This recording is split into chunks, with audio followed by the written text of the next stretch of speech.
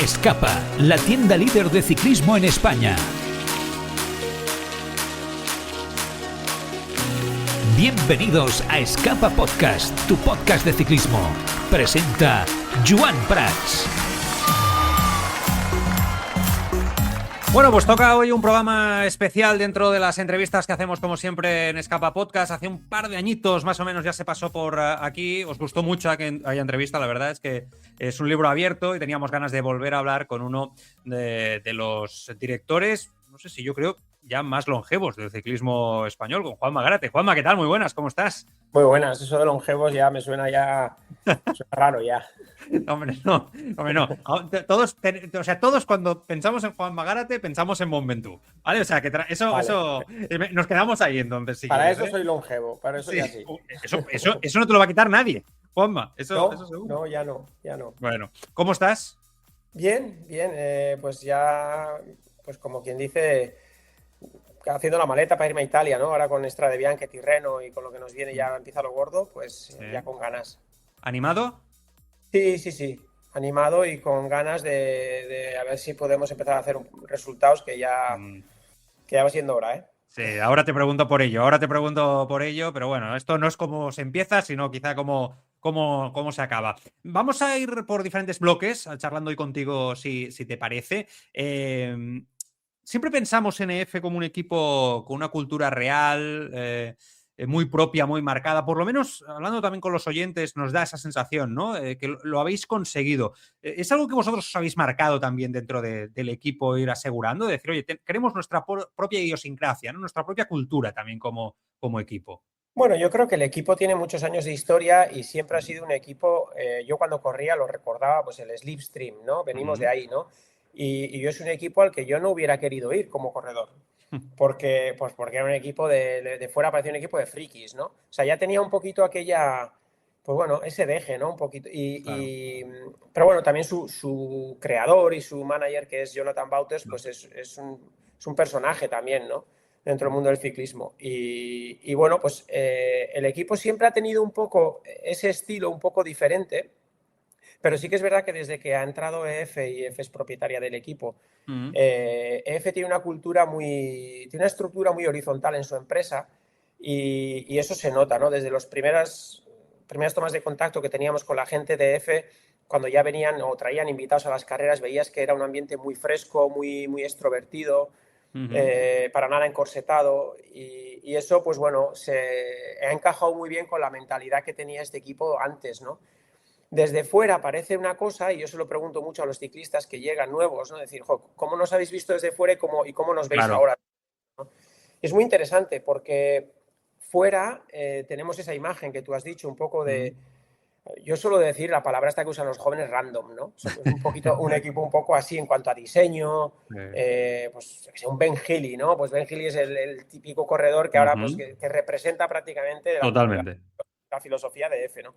Y sin embargo, cuando llegan al equipo los ciclistas se quedan súper sorprendidos y de equipos buenos y dicen, joder, es que sois más no quiero decir más, pero bueno, ya que no he mencionado ningún otro equipo para comparar, pero dicen, sois más profesionales que el equipo en el que estaba, que a priori era sobre el papel mucho más serio, estructurado desde fuera, ¿no? Claro. Pero sí que es verdad que dentro las cosas se hacen, creo que muy bien, y desde fuera tenemos una imagen muy fresca, ¿no? Sí. Y eso se traduce en querer mejorar también en... Ya sé que esto no, evidentemente no te concierne a ti directamente, ¿no? Pero evidentemente estás dentro de la estructura del equipo y se habla, ¿no? Y se comenta esa obsesión que parece hay en el pelotón por aumentar presupuestos a cualquier precio, como sea, ¿no? Para poder mantener a los talentos, para poder competir más y más y crecer. Pero yo digo, está muy bien que aumentemos presupuestos y al final, pues en un principio que se hablaba, ¿no? De limitar los presupuestos, pero al final dices, bueno, hay que pasar por el aro, hay que seguir creciendo y seguir mejorando, vale. Pero dices, a mí me das ahora un 30% más de presupuesto y ¿a quién ficho?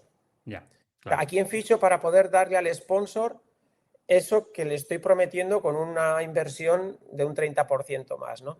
Tienes 5 ciclistas en el mundo, 4, 5, que creo que podrías garantizar o ofrecer un resultado. Sobre todo, si hablamos siempre de resultados, es el Tour de Francia como referente, claro, ¿no?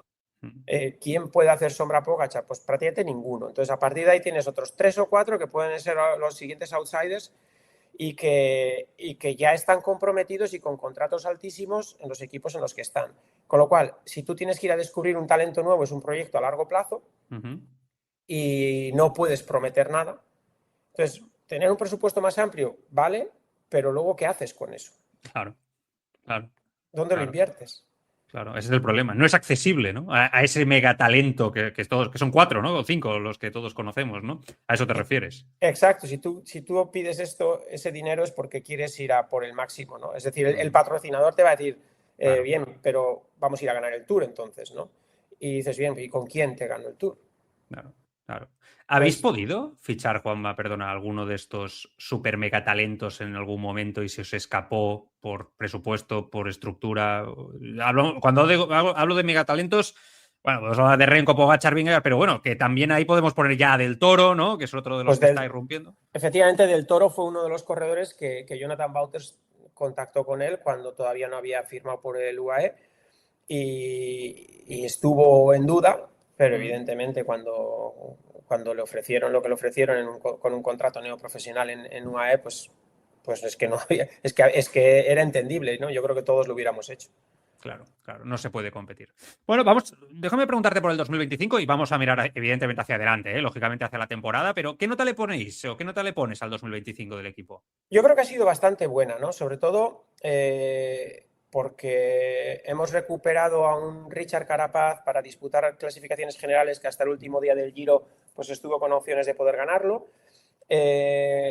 Un corredor como Ben Healy que pues chapó, ¿no? Porque al final conseguir una etapa en el Tour, vestirse de líder, eso al equipo le ha dado mucho. Yo creo que ha sido un año bueno. Sobre todo, además, hemos tenido la capacidad o la situación ideal para poder usar casi la última parte de la temporada de 2025 para trabajar con los corredores jóvenes que tenemos en plantilla de cara al siguiente ciclo, ¿no? ¿Y por qué? Pues porque no teníamos esa presión de puntos y demás. Entonces, pues fuimos a la Vuelta a España con el equipo más joven de la Vuelta a España, con chavales. Yo estaba con 8 corredores que, si no me equivoco, 4 eran debutantes en una grande y otros 2 habían corrido 1 y 2 veces una vuelta grande. Con lo cual era un equipo muy, muy joven, ¿no? Y eso nos lo permitió el que los 2 años anteriores, cuando hablamos de años anteriores es que son ciclos de 3, ¿no? Todo el tema de baremación de puntos, pues los 2 años anteriores habíamos hecho los deberes. Y bueno, pues tuvimos esa alegría a final de año. ¿Qué te gusta más, trabajar con jóvenes o con ciclistas más experimentados? En el momento que estás también de tu carrera deportiva, ¿eh? Me gusta una combinación de ambos, pero me hace mucha ilusión trabajar con los jóvenes, pero el joven tiene que tener una condición, que quiera escuchar, porque muchas veces nos encontramos con talentos que vienen y porque han ganado se creen que lo saben, y no es así. Te puedes encontrar vuelvo otra vez al ejemplo, Richard Carapaz, que trabajo bastante cercano a él, y él había ganado un Giro de Italia, pero no tenía ni idea de nutrición. Entonces, es gente que tenga talento, pero que quieran aprender y quieran escuchar sobre todo. Eso es como es un regalo, es como tener una PlayStation, ¿no? Le vas diciendo, le vas dando a la X y desde aquí atacas y tal, ¿no? Pero bueno, es una responsabilidad, pero es un trabajo súper agradecido. ¿Y los jóvenes de ahora son o sea, van en esa línea o no? O sea, generalmente hay de todo, ¿eh? O sea, hay de todo. Sí. Tenemos algún joven ahora que no es tan joven, que ya había debutado, pero en otro equipo y tal, pero que te viene y dice, no, es que a mí me estáis entrenando mal porque es que yo te habla de números y de datos que te deja atrás, ¿no? Y dices, ostras, estos chavales han nacido con el dato en la mano. Nosotros venimos de otra escuela en la que las sensaciones también cuentan, ¿no? Pero hay de todo. Hay gente que no sabe nada y quieren aprender y algunos aprenden muy lentos, otros aprenden más rápido. Bueno, hay de todo. ¿A ti te gusta cuando te viene el chaval joven con los datos y, mira, esto, yo movía esto y tal? O dices, mira, chato. Me supera. No, es que el dato te confirma o te desmiente, ¿no? Cosas, ¿no? Pero no solo es el dato. Un ciclista que te viene y dice, no, es que yo necesito estos datos, tal, no sé qué, dices, ya, pero estás traqueando la nutrición que te están planteando el equipo de nutrición del equipo? No. Ya, entonces, ¿de dónde viene el fallo? ¿De la nutrición o del entrenamiento que tú dices que estás entrenando mal? Porque igual no estás comiendo bien. Entonces, no, te quiero decir que estás exigiendo por un lado que se te entrene como tú crees que se te tiene que entrenar, y otra cosa también es decir, bueno, tú crees que puedes llegar a un valor, ¿no? O un vatio kilo en Vale. ciertos minutos entrenando de la manera que tú crees, pero eso es porque lo has vivido o porque lo estás soñando. O porque sabes que es el dato que te va a hacer ganar carreras. Porque igual no sabes si tienes la capacidad para llegar ahí. ¿Y la cabeza? Cabeza cada vez nos da más guerra. ¿Sí? Pero a ellos y a nosotros, a todos, ¿no? Porque cada vez son muchas más cosas. Es un 24/7 Te mencionaba la palabra traquear, ¿no? Pues ahora pues todos trabajan con aplicaciones de nutrición en las que todos tienen que seguir al milímetro lo que comen, lo que beben, recordarse lo que han comido en carrera para luego escribirlo, para luego compensar con la cena. O sea, es el dato, ¿no? Y todos los diferentes departamentos que tienen los equipos, cada vez son más departamentos y cada vez con más gente, todos vienen con ideas súper buenas que pueden funcionar, pero luego hay que saber aplicar todo eso. Y al final el que las tiene que aplicar muchas veces es el propio ciclista, con lo cual se le siguen añadiendo cosas, ¿no? Entonces, llega un momento que hay que encontrar un equilibrio para mí. Claro, te estaba escuchando y estaba pensando en Simon Yates. Es inevitable. Efectivamente, estaba pensando también, me ha venido Claro, es que estaba pensando, claro, así el hombre dijo, hasta aquí, no puedo más. Es que lo encuentro lógico, incluso. Pero también, eso te voy a decir que buscar el equilibrio, porque hay equipos, por ejemplo, que la capacidad de interpretación queda anulada. Es decir, esto es lo que hay, te pagamos para esto, eres un producto, esto es lo que tienes que hacer, punto, y no se discute y se acabó, ¿no? Te sientas a comer y tienes la comida en el plato. Y eso es lo que te toca. Y luego, esa es una filosofía que puede funcionar muy bien, pero también te puede agotar antes. Seguramente igual es más efectiva en cuanto al resultado que quizá la nuestra. La nuestra también es así, pero apostamos un poco también porque el corredor esté contento. Vale. Porque para mí, desde mi punto de vista, un deportista rinde cuando está bien emocionalmente. Físicamente preparado, pero también emocionalmente. Entonces, hay que buscar un equilibrio, un balance entre ambas, ¿no? Y bueno, nosotros estamos un poco entre, que no sé si es acertado o no, pero es como estamos, es un poco entre una cosa y la otra, ¿no? Pero es esto como todo, Juanma, en la vida, ¿no? O sea, yo sí estoy muy bien preparado para lo que sea, pero tengo la cabeza tocada por lo que sea, por una depresión, porque estoy triste, porque no rendiré, ¿no? Pero esto yo creo que es aplicar un sentido común. A mí me sorprende mucho a veces esa manera de trabajar, que creo que se está, no sé si imponiendo, pero sí que es verdad que muchos equipos, Visma, por ejemplo, es uno de estos equipos muy exigentes que seguramente trabajan como tú ahora narrabas, ¿no? Efectivamente. Y ellos buscan el rendimiento a través del trabajo físico. Y bueno, pues efectivamente el sistema funciona porque el cuerpo físicamente lo llevan a rendir, pero igual estallas antes. Si no eres capaz, igual tienes una mentalidad más del norte, por decir, del norte de Europa, porque siempre se han caracterizado, pero metes ahí un colombiano o un sudamericano que es mucho más difícil de trabajar en ese sentido con tanta rigidez y no te aguanta. Claro, claro. Te voy a preguntar por Ben Healy después, pero es verdad que te escucho y pienso, yo es que a Ben Healy me lo imagino así, como un rockero. O sea, me lo imagino así. O sea, yo como personalidad lo veo así, de esta manera, que no le puedes ir con los datos y que lo tienes que dejar volar, ¿no? Pues ¿sí? es que tiene una pinta Y engaña. de rockero, pero luego es un tío metódico, ¿sí? la aerodinámica, a pesar de sus melenas y de su posición en la bici y todo esto, la aerodinámica es algo que, yo qué sé, el dato de neumático, de fricción, de todo esto le gusta. Todas estas ganancias marginales, pues el tío las tiene en cuenta. Si le veis, siempre va con su buzo de crono, lleva el 2 dorsales súper abajo, que parece que es antiestético, pero también tiene para él su rollo. Ostras. O sea, es un tío que parece una cosa, eso es lo guay, ¿no? Porque engancha mucho, porque es muy parecido a todo Dios que está por la calle andando en bici, sí. pero sin embargo luego es muy serio y muy profesional. Después te volveré a preguntar por él, un poco también por estructura, por futuro, por cómo lo ves, su evolución. Me quedaba por hacerte una pregunta, van saliendo temas evidentemente por el camino. Me has dicho, buena nota al 2025, que si hago esta entrevista dentro de un año, ¿qué te gustaría decir o crees que vas a decir sobre la nota del 2026? ¿Cuál es la aspiración? Vamos a preguntarlo diferente, Hombre, ¿no?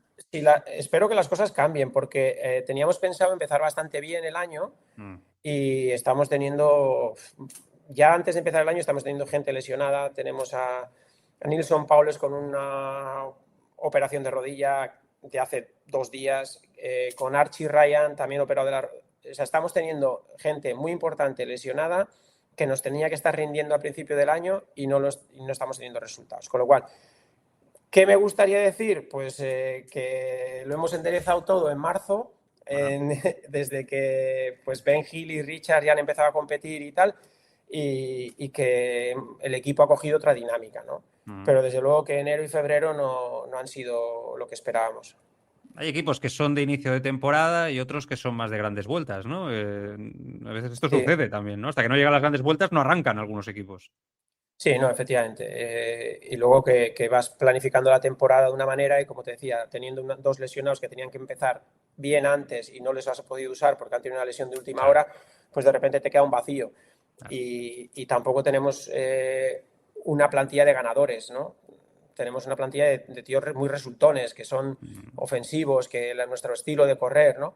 Pero si te falta un poco el bastón del líder para apoyarte y para decir, bueno, pues podemos jugar a intentar ser ofensivos, pero siempre este tío nos va a dar un resultado en una clasificación general o una clásica, ¿no? Claro. Pero si te falla y no lo tienes, pues los demás no les puedes exigir, ahora te toca ganar a ti, porque este está lesionado. Hay que ser realista. Claro. Asgreen en el Giro. Aquel día, yo tengo la sensación que fue el día perfecto por cómo salió todo. Porque lo piensas, vuelves a ver la etapa y digo, ostras, es que les sale perfecto, clavado el momento, ¿no? Es imposible planificar esto, ¿no? Cómo salió todo aquel día. Pues no te voy a decir que es imposible, porque mira, con Asgreen habíamos quedado. Asgreen es un corredor que, bueno, pues tiene ese carácter ganador, ¿no? Pero nosotros íbamos al Giro con un proyecto, que era el de Richard. Llevábamos desde que acabamos la Vuelta a España el año anterior pensando en ello. Y cuando, para mí, Asgreen era una pieza muy importante, pero tenía que adaptarse a las exigencias del guión, ¿no? Es decir, vamos a ir a por esto y esto es lo que vamos a hacer. Pero sí que él me pidió, dice, bueno, ¿puedo tener libertad en las cronos? Y le dije, sí, por supuesto. Hay algún otro corredor que te dice, le dices, no, quiero que te las tomes tranquilo para poder ayudarle en montaña, ¿no? Pero Asgreen sí.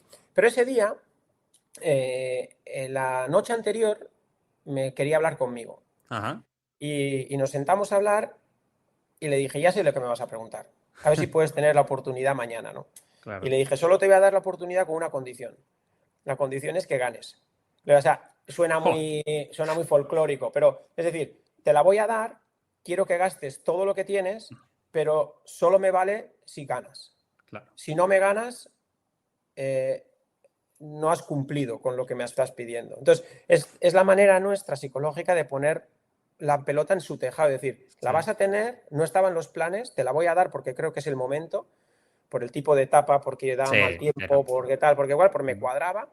Y dije, la vas a tener, pero no, o sea, es sí o sí ganar.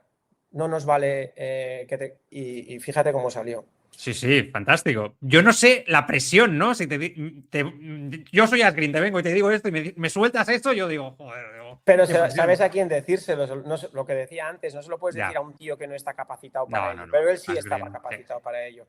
Luego salió como salió, ¿no? Con un día malo, un circuito final. Al final sabíamos que era un circuito que si llegabas con 50 segundos, un tío como Casper no le podían quitar. O le podían quitar, pero era muy complicado porque los de la general se tenían que jugar el tipo. Entonces, era muy ratonero, mucha rotonda, un estrechamiento donde hubo una caída muy grande. Y el tío, no teníamos televisión. Ah, ¿no? Y entonces yo no sabía si seguía por delante o lo habían cogido, porque claro, la radio vuelta nos decía 8 segundos, 10 segundos, 7, 9. Y dices, ostras, ¿le están cogiendo o está manteniendo? Y bueno, al final pues le vas animando, pero un poco a ciegas, ¿no? Llegó a 14, ¿no? Creo, 14 segundos, 12, no sé, creo recordar. Muy cerquita, muy cerquita, creo que muy poco, ¿eh? O sea, que fue en plan... Yo creo que estuvieron más cerca incluso, pero como ya al final les quedaba solo Van Aert por detrás para trabajar, pues ya al final pues se abrió un poquito más. No, fue bonita, ¿eh? La verdad es que fue una de las victorias más bonitas del año en general en grandes vueltas, ¿eh? De cómo se luchó, se trabajó, ¿no? Estuvo muy bien. ¿Qué carrera te dolió especialmente por cómo se escapó quizá el año pasado? El Giro. Más aquel día, ¿eh? Sí, empezamos Sí. ya, entramos. Finestre no lo he digerido, pero bueno, al final nosotros intentamos soltar a Del Toro no lo podíamos soltar, introdujimos queriendo un elemento más que fue Yates, porque sabíamos de, bueno, que entre Yates y al final pues con una baza más pues tendrá que ir a por los dos y en algún momento igual podemos desbancarle, ¿no? Y no, pues bueno, pues ocurrió de una manera que todavía pues no entendemos, ¿no? Pero bueno, así son las carreras, que a veces pasan cosas que pues Finestre le devolvió a Yates lo que le había quitado años atrás, Totalmente. ¿no? Total. Aquí estuvo Machín, en el mismo sitio donde estás tú hoy. Estuvimos hablando con él hace 2-3 meses. ¿No? El tiempo pasa muy rápido. 3 o 4 meses ya. Estábamos ya en pretemporada. Y él reconoció que estratégicamente que había muchas cosas a mejorar de aquel día dentro del equipo. Pero claro, desde fuera, ¿esto en los coches se habla? O sea, cuando estáis ahí, bueno, los coches cercanamente, tal, o sea, hay miradas, no sé, como diciendo, ¿qué estás haciendo, no? ¿Pero qué estás haciendo? No. Ese día no, yo no estaba entendiendo nada, pero me estaba dando cuenta del error, pero no hay capacidad, o sea, no, bueno, aparte que no vas a decirle qué estás haciendo, ¿no? O sea, Ya. cada uno sabrá lo que está haciendo, ¿no? Pero bueno, pero luego ves muchas cosas desde el coche. Ves cuando llega Maika por detrás, trabaja y luego ves la conversación que está teniendo con el coche y pues bueno, pues ves cosas que te las quedas para ti y que bueno, lo único que tienes que hacer es apoyar a tu corredor y en esos momentos decir, mira, tú has ganado un Giro, has hecho podium en otro, hacer segundo o tercero no te cambia, pero No. o ganamos o no. Pero no vamos a defender el segundo puesto, desde luego. Tenías mucha rabia y Richard seguro, porque es lo que yo quedó claro, y él mismo estaba muy enfadado, se le veía claramente, ¿no? Por cómo, ¿no? Les habían dado las circunstancias. Tú, más experto, en otra posición diferente, ¿no? Muy importante, yo creo, ¿no? Lo que le dices al corredor al llegar a meta en ese momento. ¿Qué sensaciones tenías tú dentro, ¿no? Después cuando llegaste. A mí se me hizo raro, fue muy raro. No puedo estar enfadado con nadie y menos con un corredor que no es de mi equipo, ¿no? Claro. Me puedo enfadar conmigo, me puedo enfadar con mi corredor si no ha hecho las cosas que hemos pensado, pero con otro corredor del equipo, pues no me puedo enfadar. Ya. Pero sí que pues no lo comprendía.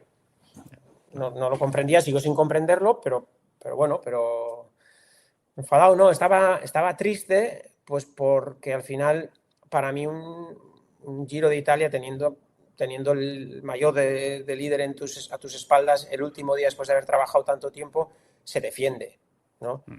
Pero bueno, pero no fue así. Entonces, pues es que yo respuestas no tengo. ¿Crees que Carapaz ganaba ese Giro? Si se da la circunstancia Bueno, del cara a cara directo.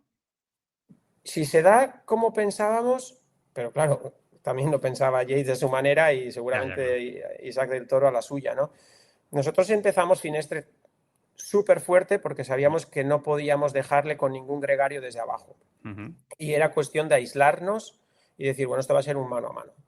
Y eso nos salió muy bien. Entonces teníamos el escenario perfecto. Nosotros hablamos con Richard, con los compañeros, y dijimos, nos vemos capacitados para en un puerto de 19 kilómetros empezar los 2 primeros kilómetros como si tuviera 3. Y dijeron que sí, Richard dijo a por ello, pues es que esa era la única manera que teníamos de poder crear una situación. Yo creo que no se esperaban esa acción, ¿no? Porque no lo habíamos hecho ningún día, pero era la única que teníamos de poder abrir una posibilidad de ganar. Pero bueno, Isaac se mostró muy, muy sólido, sobre todo con Richard, ¿no? Por eso, cuando vimos que en un mano a mano no era mucho más superior uno que el otro, dijimos, esperamos a Yates, que entre Yates y el primer ataque le dejamos ir a 20 segundos, cerramos otra vez, el siguiente le dije, déjale ir a 40 segundos y cuando esté a 40 vuelves a reaccionar. Y me dices que solo me sigue a mí, pues dije, pues ahora déjale ir a 1 minuto 20 y en 1 minuto 20 a ver si se pone nervioso. Y tampoco se puso nervioso, entonces pues bueno, dijimos pues ya está. O sea, no teníamos otra manera de desbloquear la situación en ese momento. No, no, imposible, imposible, ¿no? Bueno, en fin, esto es pasado. Después es verdad que Richard Carapaz entra en una situación compleja, ¿no? Enfermedad, todo lo que viene Sí, y supo mal, porque daba la sensación, era una infección, ¿no? Creo recordar si no me sí, equivoco. sí. Daba la sensación que iba muy fuerte, o sea, que podía haberlo hecho muy bien en ese tramo, ¿no? En el Tour, etcétera. Él cuando terminó, él es un corredor que cuanto más corre y más fatiga tiene, mejor está. Y la preparación previa al Giro y después meter toda la intensidad del Giro, tuvo unos días de descanso después y los datos que barajábamos entre Giro y Tour eran los mejores de siempre. O sea, Ajá. ya antes del Giro estaba dando sus mejores datos, pero con diferencia de los últimos años, bueno, de toda su historia, y después del Giro los estaba batiendo por bastante margen. Con lo cual teníamos un escenario, una situación muy buena de cara al Tour. Pero 10 días antes del Tour cogí una infección que al principio, pues bueno, no esperas que sea una infección tan seria como la que fue, ¿no? Y nos costó mucho, la verdad. Se recuperó justo para poder hacer una preparación un poco decente para el Mundial y Lombardía. Poco más, ¿no? Es cierto. ¿Cómo está ahora? Porque ha perdido a su madre, ¿no? Eso ha condicionado Eh, mucho el inicio de temporada, entiendo también para él. ¿Cómo está? pues ha hecho un invierno, diríamos que creemos que es el invierno más sólido y mejor hecho desde que está con nosotros. Ujú. Vino a Europa, estuvo en enero concentrado con el equipo aquí, iba a empezar a correr en Mallorca, estaba en Mallorca Sí. cuando le llamamos para darle la noticia y bueno, obviamente regresó a Ecuador para estar con su familia y bueno, viaja pues en 4 días, viene para aquí, Ujú. en Italia, pues la Higuella, Strade Bianche. Está bien, Ujú. está bien porque él, al final la bicicleta le ha servido estando ahí en Ecuador ahora para aislarse un poco de esta situación personal tan complicada que ha tenido. Y está bien de peso, está bien entrenado, pero obviamente le va a faltar ritmo de competición, ¿no? Claro. Bueno, le puede venir bien incluso empezar un poquito después para estar Sobre más todo, sí, fresco. un poquito sí, porque pensando que él va a hacer Giro y Tour. Ujú. Entonces, pues igual al Giro, pues igual nos va a costar un poquito más llegar, ¿no? No, tampoco creo que vaya a ser una gran diferencia esto, ¿eh? Mm. Pero quizá podamos acabar mejor el Tour, ¿no? Claro, claro. Cuando sucede una situación como esta, pérdida de una madre, es que es prioridad para todos, ¿no? Solo faltaría, no hace falta ni decirlo. Pero claro, desde el punto de vista del director, hay que encontrar el equilibrio, ¿no? Entre respetar la persona, que evidentemente hay que apoyar al máximo, pero no perder el hilo deportivo también, ¿no? A la vez. ¿Cuesta eso de encontrar, Juanma, o lo tenéis muy claro? Sobre todo hablábamos antes, ¿no? De lo que es el lado humano y Claro. lo que es la máquina, ¿no? Y al final ahí hay que dar prioridad al lado humano también, ¿no? Mm. Bueno, también no, sobre todo. Claro. Bueno, él cuando se marchó, hablamos, cuando llegó a Ecuador también, ahí le dejé 4 o 5 días, le dije, bueno, programamos una llamada pues para, venga, la semana que viene volvemos a hablar, a ver cómo estás. Y bueno, ya cuando nos sentamos a hablar de ciclismo, él habla de ciclismo muy motivado. O sea, está motivado más que nunca, ¿no? Porque al final, pues parece que tiene algo que dar ahora Claro. mismo. Que también, por otro lado, con Richard hay que tener un poquito de cuidado, porque él tiene una forma tan espectacular de correr, o le gusta correr de una manera tan espectacular, que cuando tienes una emoción detrás potente, pues hay que gestionarla también, ¿no? Claro. Y bueno, pues sobre todo apoyarle personalmente y él no ha descuidado su trabajo tampoco. Mm. Él sigue pensando que puede ganar a. Es que yo cuando lo escucho, él lo veo con esa determinación, ¿no? Yo puedo ganar a los mejores, a los top, y voy ahí a competir. Después ya la carretera me pondrá en mi lugar, pero tiene esa mentalidad, ¿no? De, sí, voy a luchar contra Pogacar y Vingegaard. O sea, él sigue pensando esto. Es que en muchas ocasiones, cuando ha estado bien, es el que más cerca ha estado de ellos. Es verdad eso. Eso es verdad. Y entonces él lucha por eso y se prepara para ello y hace mucho hincapié, este año además me ha gustado porque ha hecho una reflexión muy buena de todo el 2025, 2024, Mm. de qué es lo que cree que le falta, dónde podríamos trabajar más, de qué manera, en qué momento. Y pues eso es que sigue teniendo hambre de querer crecer y de, Claro. y de querer acercarse a ellos, ¿no? ellos también, los otros también crecen y es que también se nos van, ¿no? O sea, se te van yendo, no es que estén ahí y diga, bueno, pues ya está. No, es que ya antes era el 6 vatios kilo, ahora es el 7 y ya es el 7,5, ¿no? Es una barbaridad. Que es una de locos. barbaridad. Es de Es de locos. locos. Entonces tú estás llegando al 7 y dices, no, pues que ahora 7,4 y dices, joder, pues es que a ver qué pasa, ¿no? No. Entonces él sigue teniendo la ilusión y nosotros como equipo creemos que tiene la capacidad para poder estar luchando de tú a tú cuando está bien, como estaba el año pasado después del Giro, por ejemplo, para poder luchar con ellos de cara a cara. Claro. Es que ahora cuando has dicho esto me has hecho pensar que el otro día comentamos en el programa que Del Toro había batido el récord, ¿no? En la subida del UAE, batiendo incluso, claro, le sacaba casi un minuto al récord que había hecho Pogačar, ¿no? Decíamos, claro, es que parecía imposible, pero no, es que Del Toro está haciendo esos registros, ¿no? Y ya no es ni Vingegaard ni Pogačar, es Del Toro. Entonces, claro, es que va todo muy rápido, ¿no? Realmente la evolución, sí. Pero esto tendrá un tope físico, ¿no? O sea, digo yo, no sé, ¿eh? Es que no lo sé. Es que no, realmente no lo sé. Fíjate cómo estamos evolucionando en los últimos 10 años. Ha habido mucha evolución de material. Sí que es verdad que ahora las bicis corren mucho más. Aerodinámicamente todos somos muy buenos ya, pero creo que fisiológicamente se está mejorando mucho también. Nosotros teníamos un apartado con gran espacio de mejora, que era el departamento de nutrición. Ya lo implantamos, ya se consolidó el año pasado y este año yo creo que vamos a empezar a ver algún resultado. Qué bien. Perdón. Y bueno, pues todo eso hace que cada vez vayan más rápido durante más tiempo, ¿no? Es complicado decir dónde está el límite. Yo, por lo menos, con mis conocimientos, no lo sé. Vamos a ver qué pasa este año. Volviendo a Carapaz, una última pregunta. ¿Sufriste porque no renovara, que no se quedara en el equipo finalmente? ¿O tú lo tenías muy claro? Que no se quedara. Sí, lo tenías clarísimo, ¿eh? Ningún tipo de duda. Sí, sufrí porque no se iba a quedar. Sí. No, sí, pasa que se anunció tarde que lo había renovado, pero ya lo tenía hecho, sí. Es que había dudas, ¿no? Parecía como en el ambiente había mucha rumorología, incluso salió aquello de Movistar por ahí, que nosotros lo comentamos, como dijimos, ostras, es verdad, no se ha anunciado oficialmente que se queda, ¿no? Sí, bueno, al final, pues ahí entre el representante de Richard,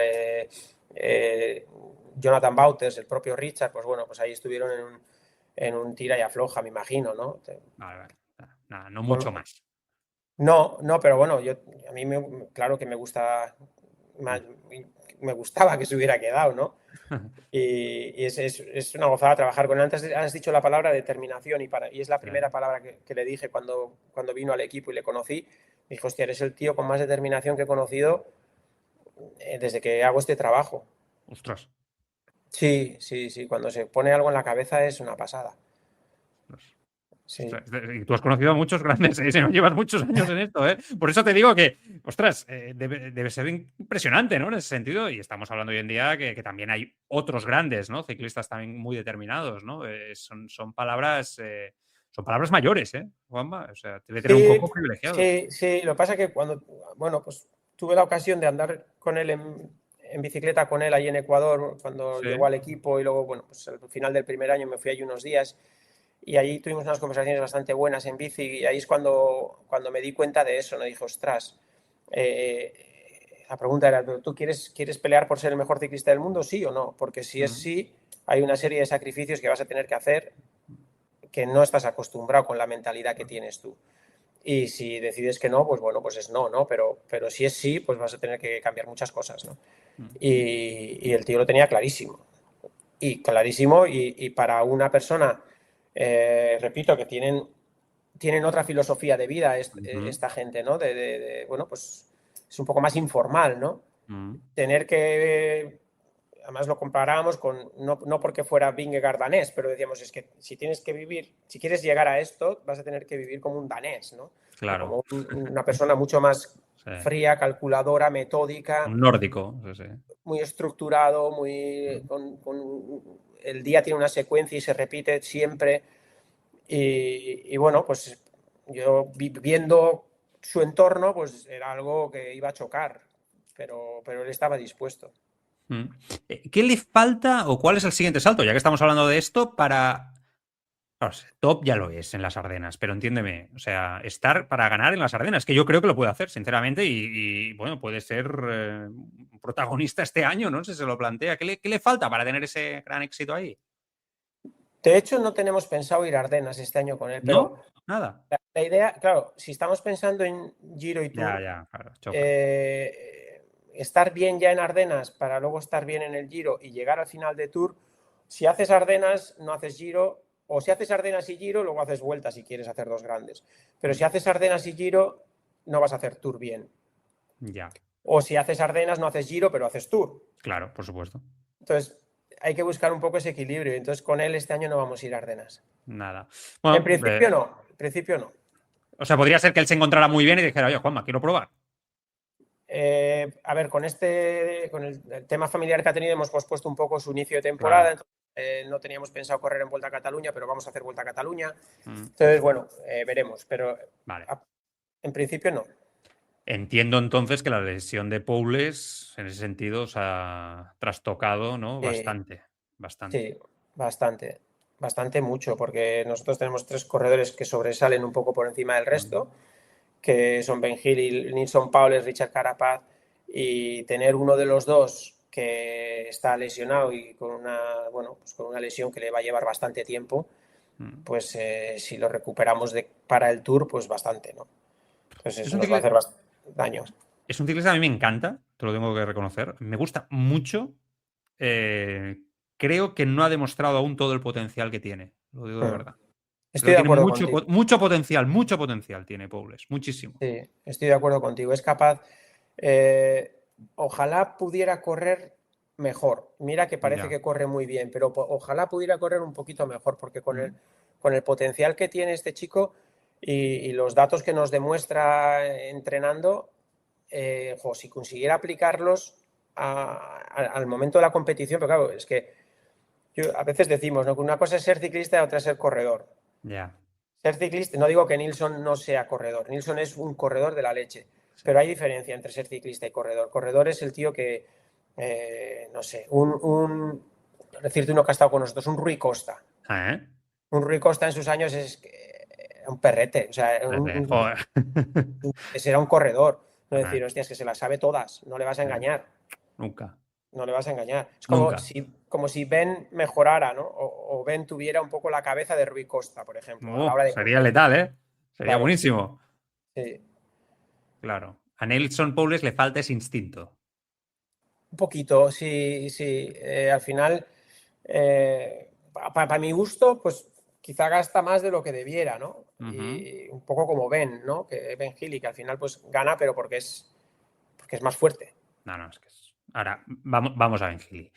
Lo de Ben Healy es una de las... Es que, ¿sabes qué pasa? Porque me gusta mucho esta historia. Tú ahora me has hablado de él, de lo detallista que es, ¿no? Que queda desde fuera, este se monta la bici y venga, hasta donde pueda, ¿no? Y tú me dices, no es esto, ¿no? Y me encanta, porque esto cuadra bastante más con los resultados, ¿no? Realmente. Sí. Pero sí que es verdad que Ben Hill explota en un momento donde todos tenemos el foco puesto en unos cuantos, ¿no? Que parecen que se van a comer el mundo.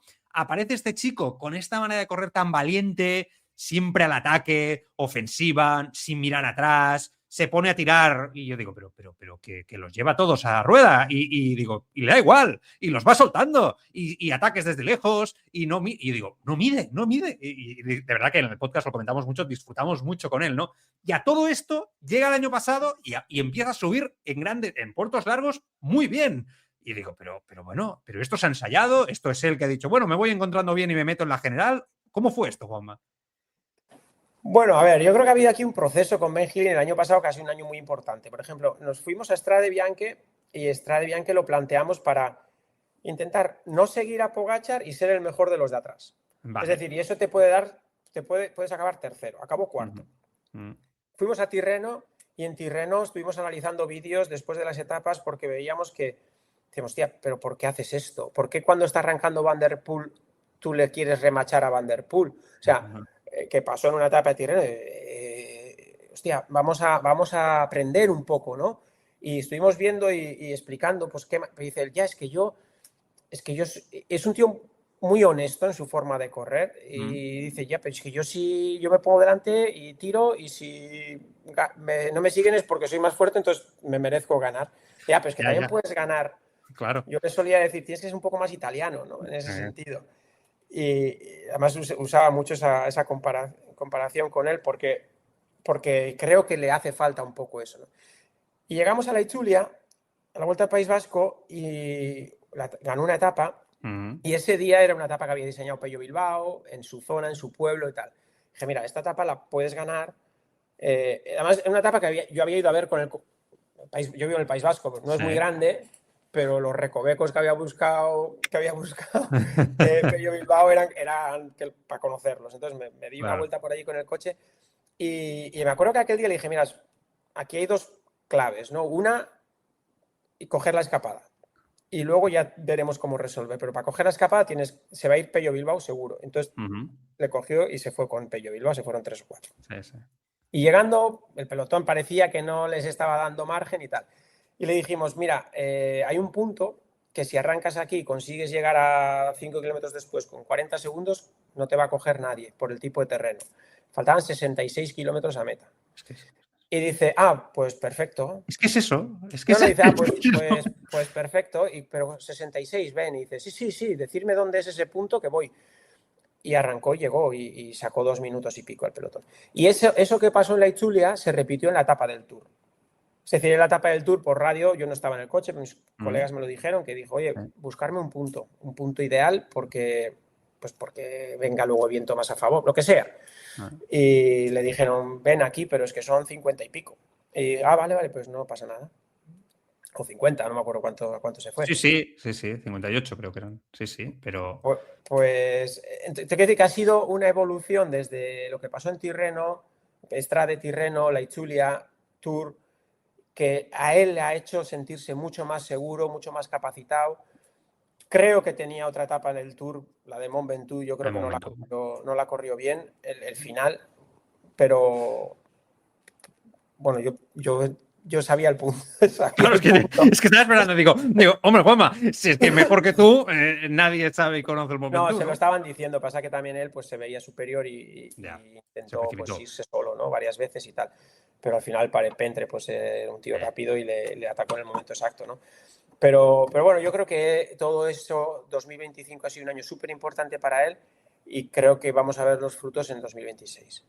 ¿Y eso significa empezar a introducirlo en generales, grandes vueltas? Creo que me estoy precipitando si digo esto, pero quizá en un futuro, no lo sé, ¿no? Pero en generales de vueltas importantes de una semana, de 7 días. Yo en vueltas de una semana sí le veo porque creo que para ganar una carrera de una semana estás disputando alguna de las etapas. Totalmente. Para correr estilo Tour, pues igual no disputas ninguna, pero vas ahí diésel y para ver si acabas en el podio, ¿no? Y yo creo que ahí perderíamos una gran capacidad de Ben Hill. Yo creo que no es la dirección a seguir. Pero sí, en cuanto a carreras de una semana, por ejemplo, volviendo al ejemplo de la Itzulia, creo que es una carrera que se le puede adaptar perfectamente a él, ¿no? Pues ¿por qué no intentar hacer una buena general en la Itzulia con él? Pero yo no hipotecaría sus cualidades para intentar sacar un hombre de 3 semanas. Vale. O sea, en ese sentido, es cierto que nos gusta mucho todos. Yo creo en general lo notas, ¿no? Que a todo el mundo le gusta Ben Hill y yo creo que es un enamora, ¿no? Si eres aficionado a este deporte, enseguida te enganchas. Escuchándote, me da la sensación de que, claro, Ben Hill recibirá ofertas astronómicas en estos momentos, porque tal como está, le va mejor quedarse con vosotros por su manera de correr, tengo la impresión. Creo que ha renovado por bastantes años, hace poco, ¿no? Sí. Sí, y ha rechazado ofertas mucho más cuantiosas, pero porque le encaja, yo creo que encaja bastante bien con nuestra filosofía. Sí, le entendemos como Lachlan Morton, ¿no? Ahora estaba bien aquí. Lachlan en el gravel, pero ven en carretera, pero ya digo que no es como parece, pero sí que es verdad que gusta a la gente, la gente le gusta. No, y para un equipo como vosotros es una marca, o sea, al final, ¿no? Es que Eso es. es una marca y es muy importante tenerlo, ¿no? Sí, sí, un crack, sin duda. Yo creo que este año nos lo vamos a pasar bien, esperemos que no tenga lesiones porque da la sensación que va a dar otro saltito más, ¿no? Tengo la impresión de que va a dar Sí, otro salto. sí, sí. Otro nombre, bueno, Van de Beek, Hobbs, los pongo un poco en la lista juntos si quieres.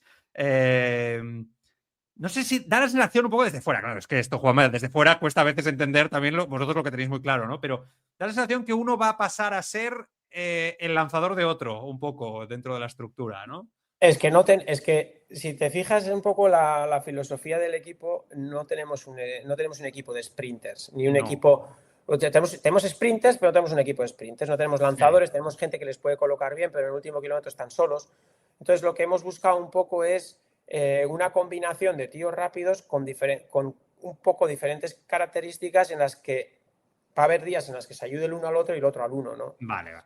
Entonces, Maddie Mikkels también es otro corredor muy rápido, que sumaba a Marin van den Berg y a Hobbs, pues yo creo que pueden hacer y Lamperti. Sí. Yo creo que también lo pueden. Bueno, pues ahí estamos con un proyecto de sprints, por llamarlo así, para que nos entendamos. Hay un director, de Matti Breschel, que era un tío que pues, se arreglaba muy bien a la hora de sprintar y tal. No era un sprinter puro, pero era pues no sé, pues casi un Matthews, una cosa así, ¿no? Ajá. Guardando un poco las distancias, pero es un corredor que sabe moverse y entonces está trabajando muy cercano a ellos para Vale, buscar vale. esta Vale, pero estrategia. no es Hobbs el objetivo, ¿no? Que todos trabajen para él, ¿no? Ni mucho menos. Es más No, a nivel de conjunto, ¿eh? Vale, eso, vale. Vale, eso. vamos acabando, pero nombres que tengo por aquí. Matti Agostinacchio, que lo hemos ido descubriendo. Este es campeón junior de mountain bike, ¿no? Si lo tengo. No, de ciclocross, me De parece que es, ¿no? ciclocross Ciclocross, correcto. Es un fichaje de estos, ¿no? De los que se hacen hoy en día, ¿no? y de Europa este Eh, invierno también, si no Sí, me puede ser, equivoco. sí, puede ser, sí, sí. Nosotros no estamos ahí a tope con el ciclocross porque al final ya tanto es imposible llevarlo todo, pero sí, sí, tengo entendido que es muy bueno. Sí. Es muy bueno, es muy joven. 18, ¿no? Tiene eh, 19, ¿no? 18, 19 19. años, Sí. en la concentración me hacía una gracia porque pasaba más tiempo en una rueda que en las dos. O Ah, sea, sí. iba entrenando y iba con un grupo, pues con sus compañeros y cuando se aburría, pues igual o aparta una piedra con la rueda o se pone a hacer el Este es un caballito. pitcock, este es un pitcock, ya lo veo Pues yo. de estos así. Sí, Pues ir andando en bici recto en una carretera, en un asfalto, pues aburren. Entonces, claro. pues hacen caballitos, pero no hace falta exhibirse, o sea, no se pone delante de ellos para que le vean, se pone el último y se pone a hacer un caballito hasta que se aburre y luego suelta una mano. Bueno, pues es gente que son talentos, ¿no? Y hay que tener mucha paciencia con ellos ahora mismo. Vale, o sea, lo ves como un proyecto largo plazo, ¿eh? O Sí, sea, vale. sí, yo creo que Sí. sí. ¿Y Ryan? ¿Archie Ryan? Pues Archie es un corredor que tiene unas capacidades muy grandes, quizá no tiene una fisionomía y un Mm, físico para el ciclismo moderno, ¿no? Porque se mm, va tan rápido en el plano que ya los escaladores puros, pues cada vez brillan menos porque llegan a los puertos cada vez más castigados. mm. Y Archie es un poco ese perfil, pero es un corredor que se mueve bien, es bastante vivo, es muy Mm, hiperactivo el tío, pero ahora también lo tenemos lesionado. sí. Ha tenido una operación de rodilla también, entonces pues está ahora un poco de bajón el pobre.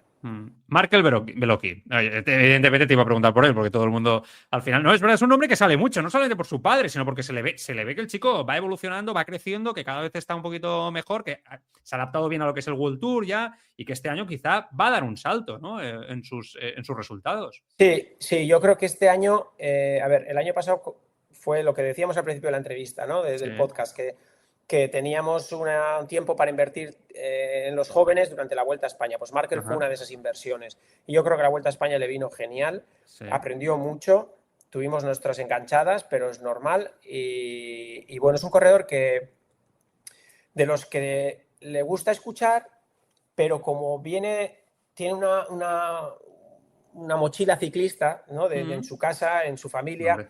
pues, y él es un tío que vive por el ciclismo, ¿no? Mm. Entonces, tiene mucha información que hay que saber, hay que enseñarle a decir, bueno, esto te sirve, esto no te sirve, esto ahora sí, esto no. Entonces, Claro. hay que llevarle un poco de la mano para seguir apoyándole y ayudándole a crecer, pero cualidades tiene un montón. es un chaval de la leche. O sea, es súper agradable trabajar con él. Eh, Está muy pendiente también de detalles. Me gusta, o sea, me gusta Markel. Y yo creo que, como bien decías, este año puede ser un año en el que veamos un salto de calidad bastante importante. Ha tenido un invierno muy bueno. Ha sido súper serio con sus dietas, con su peso, con sus entrenamientos, tal. Y yo creo que vamos a ver un Markel, un saltito de calidad importante este año. ¿Su padre te llama o te pregunta o te dice No, algo o nada? Nada, ¿eh? nada, Nada. Joseba para eso, nada. O sea, pero porque sabe, es que lo ha mamado, o sea, lo ha vivido, o sea, sabe que, pues que cuando está con el equipo es el equipo el encargado del chaval, ¿no? Y para nada, Joseba siempre ha sido súper respetuoso, nos llevamos muy bien. La única vez que me ha llamado es cuando hubo aquella carrera tan fuerte en la Itzulia que se fueron Remco, Vingegaard y todos estos al suelo, pues porque la tele captó unas imágenes, decían que era Markel y me llamó para, pues lógicamente como padre, para decirme, oye, Claro. ¿Markel bien o no? No era Markel el que estaba en el suelo, pero vamos, lo normal, lo que haría yo, porque mi hijo de 15 años va a empezar a correr en bici este año. Ah, sí, anda, mira. Ha dejado el fútbol por el ciclismo y ha empezado y bueno, pues yo haría igual. O sea, si yo voy en una carrera en el coche y un día va mi hijo en el pelotón y se ha caído, voy a parar, aunque no esté en mi equipo, ¿no? ¿Qué tal tu hijo? ¿Cómo lo Bueno, ves? cadete segundo año, empezando y aprendiendo. Ya tengo que no tiene ni idea, pero ni idea. Entonces es una... Pues tiene un padre que le puede enseñar mucho, Juanma, eso Pues mira, un seguro. poco lo que decíamos que me gustaba, cuando hay chavalitos que quieren escuchar y quieren aprender, Claro, pues él está con esas ganas. qué Lo que bien. pasa es que seguramente de su padre se cansará antes que de un entrenador. ¿Se parece a ti? O sea, fisiológicamente se parece a ti, a nivel de cuerpo, etcétera, escalador, menudito, no, o es diferente. Mira, pues tiene 15 años y me saca un cacho así ya. Ostras, pues entonces sí que es más alto, entonces sí, es diferente. Mide un 80 ya y bueno, es muy delgado y bueno, pues tiene que aprender todo todavía. Ostras. Bueno, ya lo iremos siguiendo, ¿eh? Le vamos a echar el ojo, lo vamos a echar el ojo. Última pregunta, que siempre me gusta hacer un poco una pregunta diferente. Si mañana te sentaras en la UCI, digamos en un cargo importante, te voy a meter en un compromiso aquí. Ya tengo la cara. ¿Qué cambiarías? Pues lo digo porque están cambiando muchas cosas en los últimos años. Y hay cosas, a veces, lo de las tarjetas, que no sé qué, hay cosas que a mí, que no estoy corriendo, o sea, yo como periodista, ¿no? A veces a nosotros nos cuesta. Es decir, ¿qué ahora dicen esto, lo otro, desde dentro? Entonces, ¿qué cambiarías si te sentaras ahí en el sillón de la UCI? Mira, no sé qué. O sea, algo que tengo súper claro es que si tú tienes un reglamento y tienes que aplicar el reglamento, lo tienes que aplicar en base a ¿es una infracción o no es una infracción? No en base a la repercusión que tiene la infracción. Porque aquí el reglamento les tiembla el pulso y es así, porque si hay una infracción, pero tiene una repercusión, entonces sí. O si los medios lo sacan y le meten caña, entonces sí. Pero si hay la misma infracción y no hay una caída y nadie se ha hecho daño, entonces no, porque es que la lío. No, tío. O sea, tú Es mal estás aquí asunto como eso, ¿eh? ¿eh? Sí. Mal asunto esa manera de dirigir, digamos, por influencia del Pero es impacto, así. ¿no? Sí. Es así. Lo están haciendo así.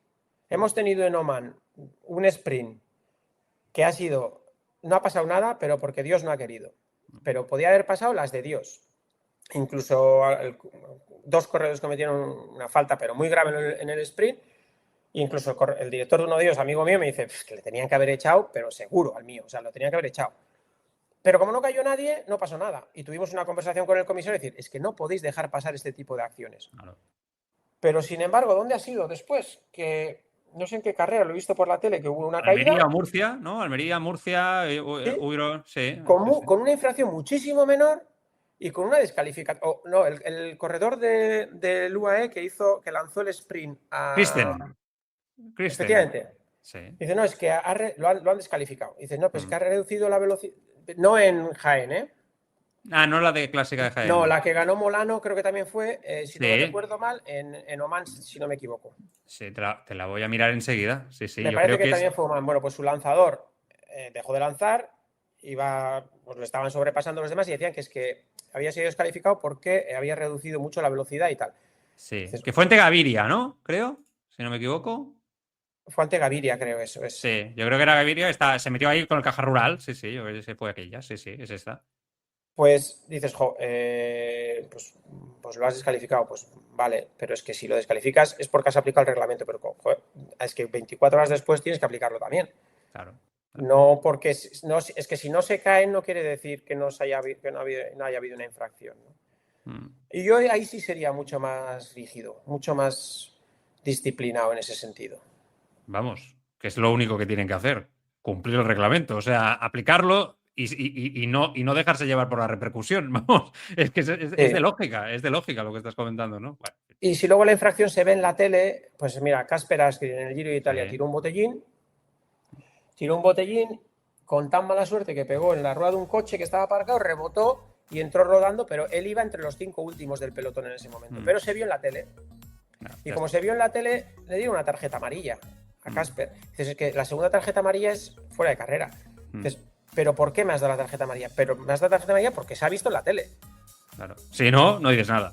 Pero si no, no dices nada. Pero como se ha visto en la tele y además el comentarista ha dicho, pues mira, ha rebotado el botellín. Ya está. Pues todavía, ¿qué más quieres? ¿No? Ya está. Pero no, el reglamento no está para aplicarlo así, desde luego. Juanma, un placer, un libro abierto, una conversación larga, hoy muy larga, pero la verdad es que ha sido un placer escucharte como siempre. Esperemos que no dejemos pasar tanto tiempo para la próxima, te vamos invitando cuando quieras. Vamos a ver este equipo que le tenemos cariño, la verdad, desde aquí. Siempre tenemos no es español, pero bueno, estás tú ahí, siempre hay cierto... Está Carapaz y está ahora Meloqui, o sea, hay buen rollo con él y además cae muy bien, ¿no? Entre la parroquia española. Vamos a ver cómo va. Un placer y muchas gracias. Placer mío, bueno, muchísimas gracias y cuando queráis, pues aquí estamos para rellenar otra horita. Ahí me pones a hablar y me puedo alargar lo que quieras. No, totalmente. Te tienes que plantear lo de acabar siendo comentarista televisivo, porque creo que lo harías bien. Lo he dicho varias veces, pero no, es que estáis mucho más preparados que yo para ser comentaristas. Bueno. Pero por todo lo que tenéis en la cabeza, datos, resultados, sí. Tal, sois unas máquinas. Yo soy un desastre para eso. Te lo agradezco. Con Carlos de Andrés, ahí yo cuando te he visto que has ido y tal, te he visto muy a gusto. Bueno, todo se andará. Juanma, gracias. Un abrazo. Gracias a vosotros, a ti. Hasta luego.